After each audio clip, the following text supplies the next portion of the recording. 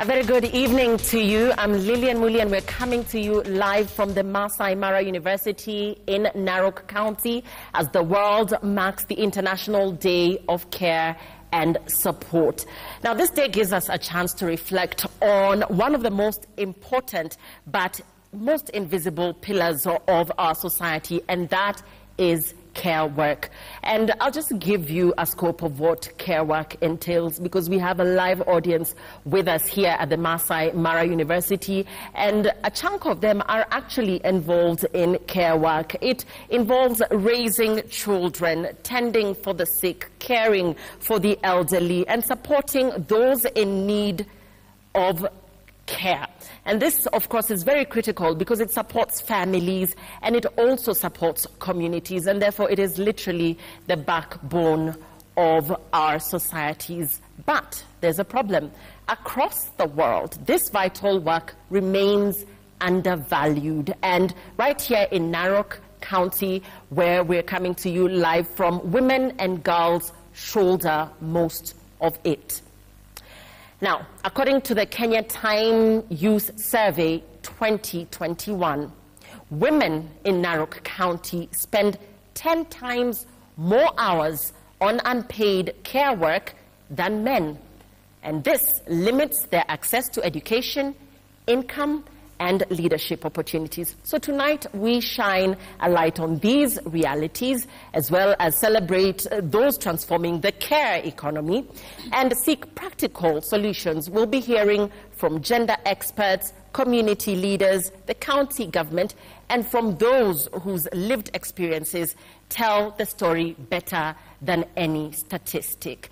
And right here with me to unpack these issues and explore solutions, I'm joined by an incredible panel, and I'll introduce them to you. On this, right next to me is Mercy Koini. She's the program officer at Forum Civ, championing gender equity, inclusion, and policy transformation. We're also joined tonight by Eric Ole Resen. He's the Chief Programs Officer, Masai Mara Conservancies. Also with us tonight, we're joined by Odi Lin, Gender-Based Violence Project Officer. And also joining us this evening is Robert Simoto Rotich.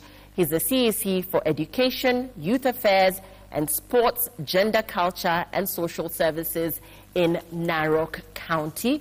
Those are our panelists this evening as we unpack issues around this International Day of Care and Support. But aside from that, we also have an incredible audience joining us tonight right here at the Masai Mara University. They are also stakeholders as we have this conversation, most of them in care work, others part of the fraternity here at the Masai Mara University, and others, of course, students here in this great institution. I'd also like to recognize the presence of our hosts this evening, led by the Vice Chancellor herself of the Masai Mara University, Professor Penina Olo, who is with us here and will also be sharing the contribution the university is making in the community as regards championing the cause of care workers in this community. Can we have a round of applause for the beautiful audience?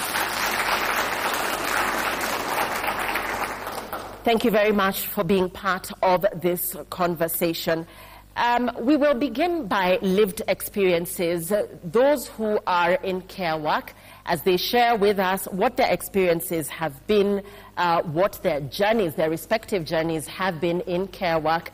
We'll be hearing from some of them, and I'll begin by inviting our first speaker, who will be sharing her experience as a care worker in this community, and that is Angeline Pemba. Angeline, please stand. And tafadhali, tell us about a typical day for you, Angeline. What kind of care responsibilities do you handle? Kwa Kiswahili, tuambie kuhusu siku yako ya kawaida, na pia ni aina gani ya majukumu unayoyafanya, na hali inakuadhiri kivipi katika majukumu yako ya kila siku. Okay, asante Lillian. Kwa majina yangu vile mmesikia, naitwa Angeline. Na I serve as a community health promoter, but kando na hiyo Mimi ni mama na I'm so glad to be here because I'm a caregiver. Tena mimi ni mwanabiashara pale Suswa, Narok East. So as a community health promoter, hata generally mukisikia hiyo community health promoter, it's a volunteer work, not paid.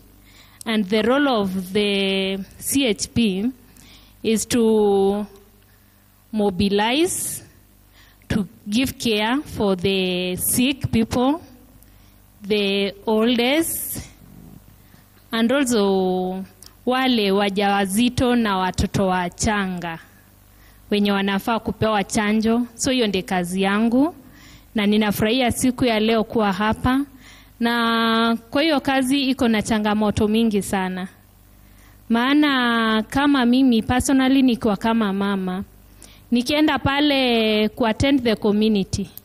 Ukienda sometimes as a lady, the community itself hawa recognize lady. So ukienda pale uende udumie mwanaume ni mgonjwa, but anahitaji usaidizi kutoka kwako. Kuna ile hataweza kuwa open enough, because anaona wewe ni mama, hata kuambia shida zake zote. Maybe ukipata mwingine unafaa kumnurse, maybe ako na vinonda na niwe ndo unaanza kumnurse, anaweza kataa. Na CHV ni breed. Yani ni sisi before the community wafike pale hospitalini, ni sisi ndiye tuko pale ndani. So tunafaa kuwahudumia. So unaona hapo kuna challenge yenye tunapitia kama caregivers. Tena unaenda unakuta wale wakongwe. Ukijaribu kuwahudumia saa wa mama wana cooperate. Nikienda kama a lady nipate a lady na ndiye namhudumia ata cooperate. But pale nikienda nipate mwanaume nitapata hard time. Tena kurudi pale nyumbani, umepata hard time kupeana ile service. Kurudi nyumbani, unakuta watoto wanakukimbilia. Ile kazi haina malipo for sure. Ni kujitolea juu ya community. So ukirudi pale nyumbani unakuta pia unaulizwa juu umeshinda ukizurura nini umeleta nyumbani.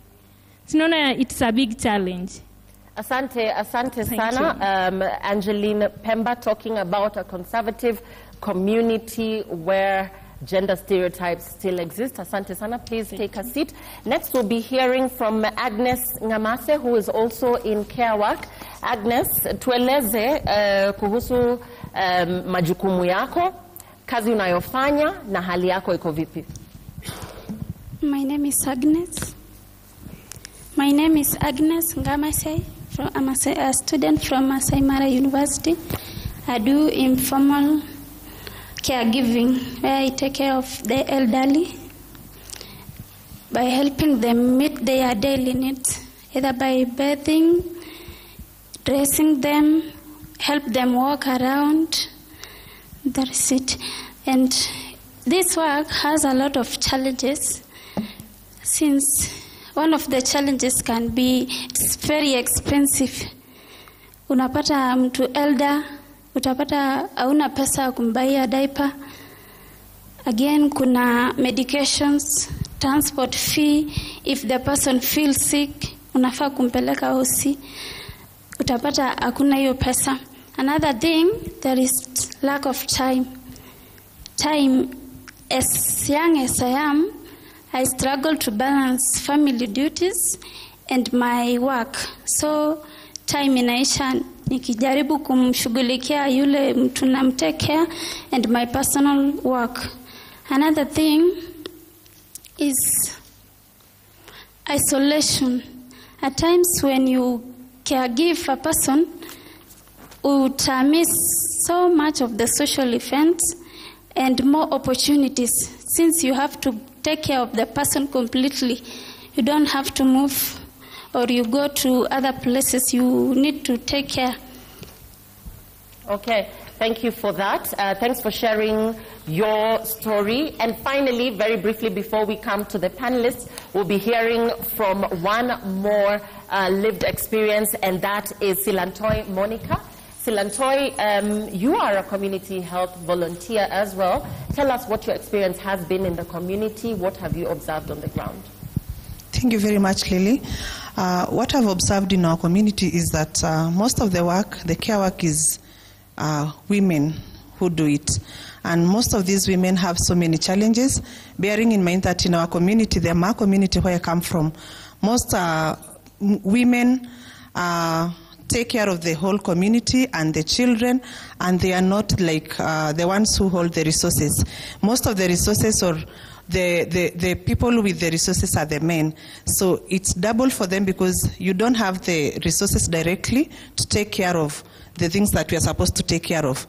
We also have another challenge of the women in our community and the girls, who most of them are disadvantaged when it comes to education. And so as we continue trying to bring to mend the gap of those that are not in school, bearing in mind that we have also many cultural practices that are disadvantaging the same girl and the same women, like FGM and child marriage.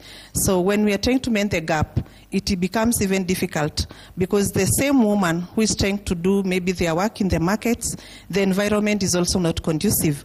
So it's a bit challenging, but we are moving forward. The only challenge is that we have so many policies in our community or in our county, but the people in the community are not aware of the policies. The information has not reached them, or they are not aware of the policies that exist. And about this day, one of the other challenges, even when we have institutions like the TVETs, the polytechnics, they have a gap. They are not very friendly to the girls and the women who are going back to school and who need that nursing area for them to do their work. Even basically, if you go to our markets, we have so many markets in our county, Narok County, and in these markets, we don't have spaces whereby the women, even who are doing businesses, can do nursing, those who have small children. There are no toilets, like there are no running water, even where you can wash your hands as you do whatever you are doing, attending the children. There is also another part of the people who are taking care of the sick. There is a gap of the psychosocial support, because who is taking care of these people who are taking care of the others? So it's a gap that is there, but I believe there is something that can be done. Yes. Right, thank you for that. And I'll now forward those concerns as well as the lived experiences to our panelists in studio. Just bearing in mind that the government of Kenya has developed a national care policy which is yet to be approved. So the intention looks like it's there. Marcy, I'll begin with you. But the statistics that we're getting from the Kenya Time Youth Survey show that there is a serious problem. And looking right here in Narok County, where it clearly shows that there's disproportionate use of time when you compare the male child and the female child, males and females. Women spending up to more than 20% of their daily time on unpaid care and domestic work, which, like we had said earlier, is more than 10 times that is spent by men.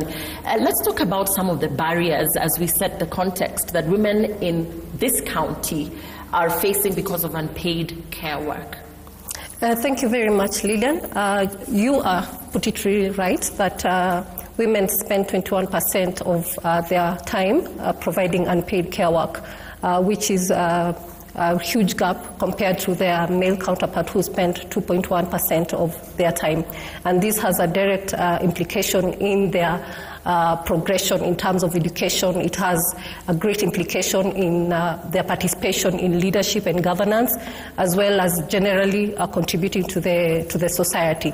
And when we look at education, we see because women and girls are the ones who take the more burden or the heavy burden of taking care of the children and the responsibility of unpaid care work. We realize that when I was young, the firstborn child will basically be the one taking care of the younger siblings. And you will realize that most of the time when the mother goes out to look for food or to look for water, the older sibling would be left with the children, making them miss out in education. So this has been a trend in Narok County, where children take care of the other children, and they miss out in education. And you see that the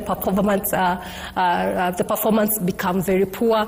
There is low retention in school. There is high dropout in school, and you realize that even them gaining skills that would earn them employment becomes very difficult. So these are the things that we are going to be looking at to ensure that no child education is cut off because they have to take care of responsibilities at household level.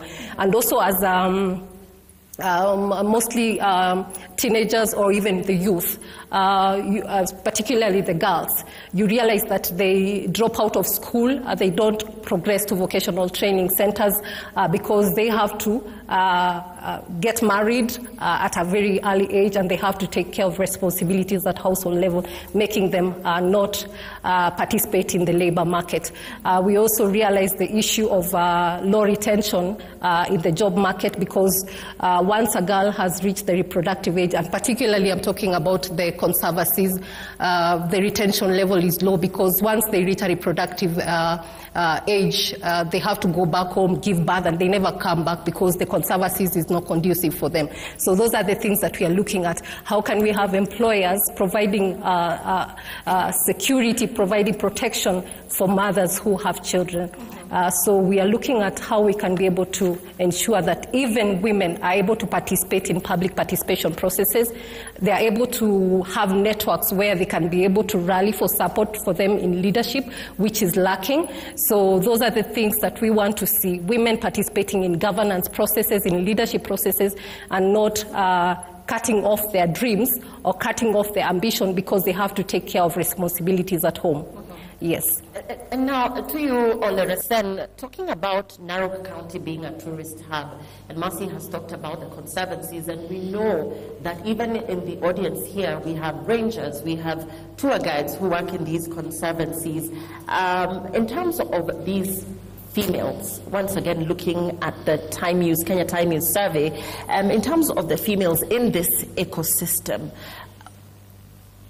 how is the environment there as regards what we're talking about in terms of care work, in terms of remuneration, in terms of their safety on a day-to-day, when you look at this being, first of all, an environment that is in the wild, male-dominated, but just going back to what Mercy spoke about there, about the conducive working environments for these females, give us a scope of what the conservancies look like for the female care worker.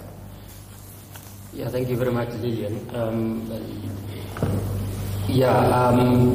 First of all, I think it is important for us to first of all appreciate the fact that in every given environment, it is important for us to define the health of that particular, whether it's an organization, whether it's a university like this, whether it is the conservancies.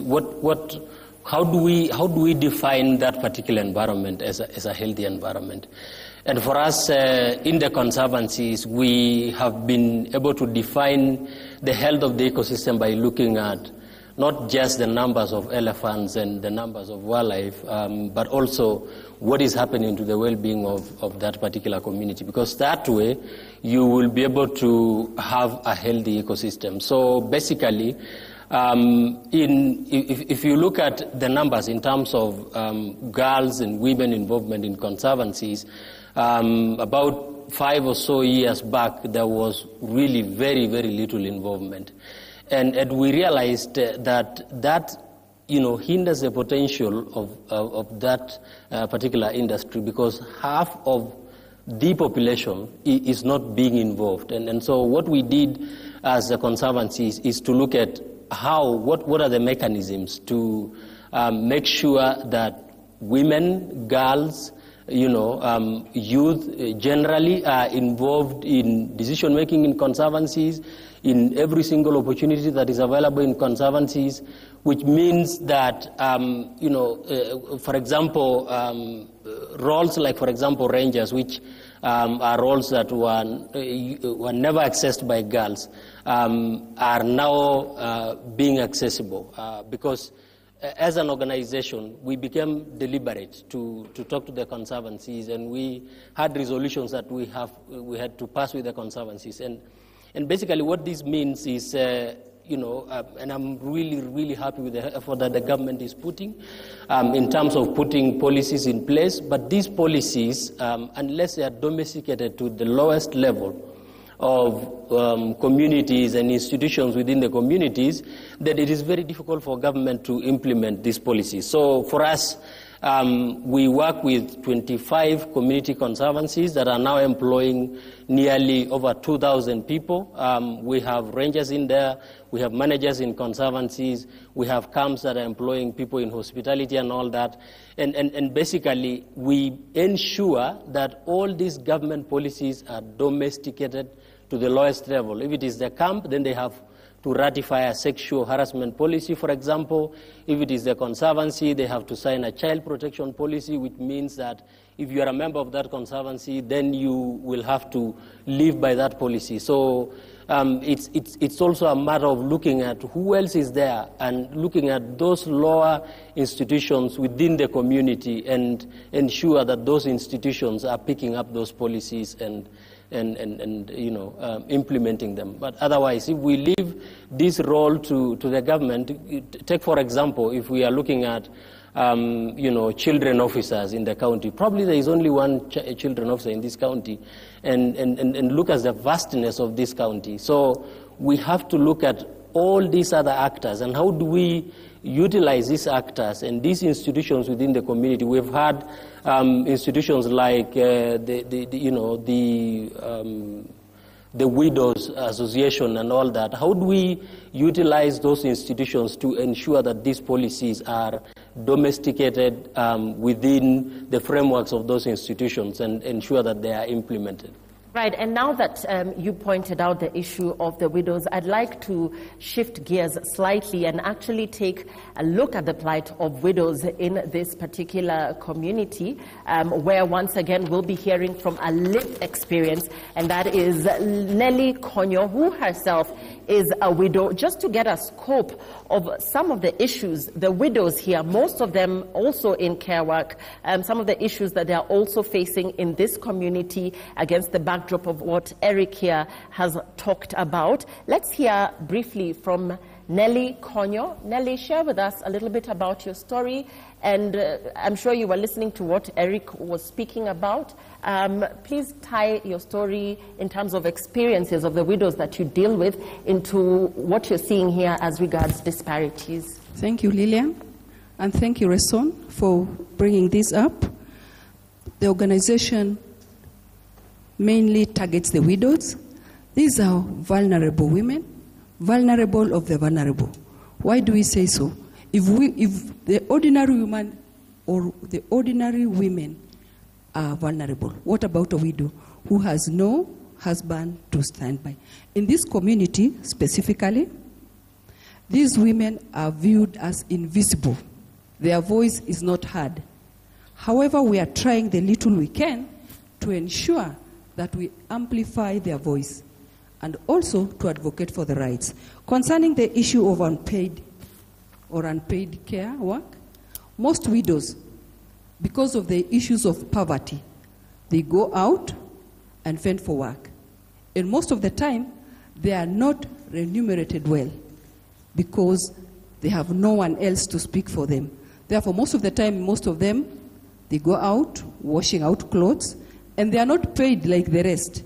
You can hear someone is paid 500, but for them, since they have no job, they are paid as little as 300 shillings.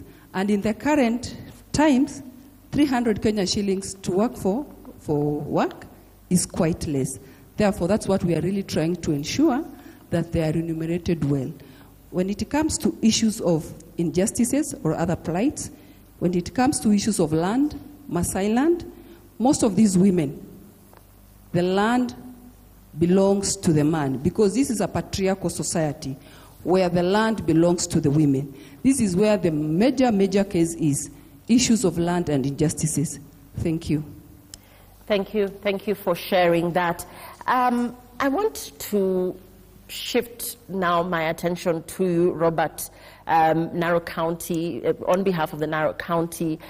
When we look at the role of the local community, we've talked about national leadership coming up with a policy that is yet to be activated. However, we know that this is a very conservative society, and we've heard from some of the lived experiences here talking about a lady talking about going home late and facing the wrath of her partner who wants to know where she's come from with such little money, and she was involved in care work. We've also talked about a lady talking about gender stereotypes where, as a community health volunteer, an elderly man does not want her dressing his wounds or even attending to him when he is ill. So in terms of the community here, your interaction with them, and the fact that these leaders have a lot of impact in the community and influence, how can we help shift community attitudes towards valuing care work and indeed looking at it as in fact, being part of the clarion call for decency and proper remuneration, as our lived experiences here have pointed out? Thank you so much. In Narok County, as you have given us the statistics, women are engaged in unpaid care work. But even before we talk about the gender roles, education sector does a lot of care work. County government provides early childhood education, and this one is done by caregivers. I think that is the primary, it's basic. They do the basic care so that the kids are properly cared for. When you go to the issue of disparity between male and female work time, the unfortunate thing is that all these are laced in the culture. That even the roles that are played by women are determined by culture. It is very common in the streets and in the societies of Narok that you'll ask somebody will tell you a woman does nothing, and nobody recognizes exactly what they do for their families. That whatever they do is actually their role as women. This one actually discriminates them because first, culture denies them means of production, and they are not engaged in economic production. Women stay at home. They don't own land, they don't own the livestock, but they really work for it. What county government of Narok has done is that we already developed a policy. And in the policy, first we want to recognize the role of women in the development of the communities. That though the culture does not recognize women, the policy recognizes them and gives them role. Number two, some money has been set aside to provide money for economic empowerment of women groups, so that women can be engaged on a daily basis in economic production of the societies. This will change the narrative. Even with this, we are doing a lot of sensitization with the civil society organization, because one of the things that really bedevils women is that they are not even aware that this is happening. When we say that they are overworked, they are not the ones saying, it is actually the product of the statistics. For them, they are doing gender roles. But we are doing sensitization so that they are conscious of their rights, and they can take up the opportunities given to them so that they are socially empowered and economically empowered. The sensitization element I get, but the involvement of the men in the community is where I'm not so clear. The community involvement we're talking about, and Eric here spoke about this being a collective effort. So when you talk about sensitization, what role are the men playing in supporting this cause? Okay, one of the pillars of gender work in the Gender Technical Working Group is male engagement. In every 2 months, we move around the communities to engage men on the rights of women. This is actually to sensitize the males on what they should know and what they should do to the women gender. Yes. Okay, and I'd like to get the thoughts of the Vice Chancellor of Masai Mara University. A comment was made on the reluctance from TVETs and polytechnics, and I know that this is a university, in terms of them not being friendly to girls going back to school. We know the issue of teen pregnancies in this particular community is rampant, but when we talk about perhaps these girls being bumped off opportunities to go to university and opting to turn to care work because the institutions do not favor enrolling them. Perhaps your thoughts, Prof, and indeed as an institution, how are you helping the situation not get out of hand? Thank you very much, Lillian, for that question. Masai Mara University is part of this whole discussion in that the first thing that we have done is that we have a directorate of gender, equity, and culture. The directorate works closely with the county government, what the CEC was describing. We work closely with them to stem out issues to do with gender-based violence, care and support. Also, as a university, I need to explain to the audience that recently we are partnering with the Senator of Narok County. And what he has done is that he has supported about 100 young people, majority of them being girls who probably dropped out of school, like you're saying, and they were forgotten in the society. He is working with the KCB Foundation. We discussed the matter with them and we said, yes, we can take them in. So we have 100 young people here in the university. Apart from that, we have policies on gender-based violence. We have policies on mainstreaming gender. And also, we are at an advanced stage in establishing a daycare. Some of our students, on the way, somehow, they become mothers. And this affects them in terms of continuing with their education. Do they go to class or do they take care of their child? So we have noticed this and we want to establish this center so that when they come with their children, they have a place to leave them as they go to school. And they can continue with their studies without being interrupted and complete in good time like the others. Also, we have a department of social works where our students are part of their practical work. They go to the community and they take care of elderly people, they take care of the widows, they take care of the vulnerable in the society. These are mechanisms that we are putting in place as a university so that we are also part of recognizing that women do so much, but nobody recognizes what they are doing. As a university, we are taking steps towards that direction. Thank you. Professor Olo, we thank you for your thoughts. We're going to be taking a very short break, and when we return, we'll be hearing about the gender-based violence statistics here, even as we continue to talk about changing norms, which must go hand in hand with concrete investment. And we'll be discussing what that means for Narok's care economy, as well as the larger Kenya. We'll be right back.